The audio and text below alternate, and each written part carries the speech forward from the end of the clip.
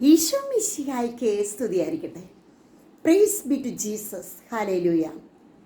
എല്ലാ വെള്ളിയാഴ്ചയും ഈ നോമ്പുകാലത്ത് ഉച്ചയ്ക്ക് നമ്മൾ ഭക്ഷണം കഴിക്കുമ്പോൾ നമുക്ക് മുട്ടിന്മേൽ നിന്നുകൊണ്ട് നമുക്ക് കഴിക്കാം, ഒരു ത്യാഗമായിട്ടെടുക്കാം.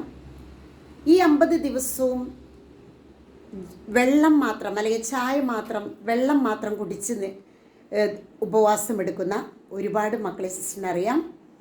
ചിലരെ നാളെ മുതൽ ഉപവാസം എടുത്തു തുടങ്ങിയാൽ പന്തക്കുസ്ത 100 ദിവസം 50+50 പന്തക്കുസ്ത തിരുനാൾ വരെ നോമ്പെടുക്കുന്ന അനേകം മക്കളുണ്ട്. ഈസ്റ്ററിന് പോലും വീടാതെ അത് പന്തക്കുസ്ത തിരുനാളിൻ്റെ അന്നാണ് അവർ നോമ്പ് വീടുന്നത്.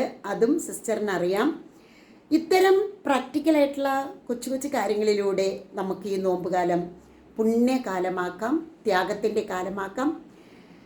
നമ്മുടെ ശരീരത്തെ ക്രൂശീകരണം, ശാരീരിക ക്രൂശീകരണം, വിശുദ്ധീകരണം, ശാരീരിക ക്രൂശീകരണം, മഹത്വീകരണം നമുക്ക് നീങ്ങാം. നോമ്പുകാലം പുണ്യങ്ങളുടെ കാലമായി മാറട്ടെ, പുണ്യസമ്പാദനത്തിൻ്റെ പൂക്കാലമായി മാറട്ടെ. എല്ലാവർക്കും വേണ്ടി പ്രാർത്ഥിക്കുന്നു. ആമേൻ.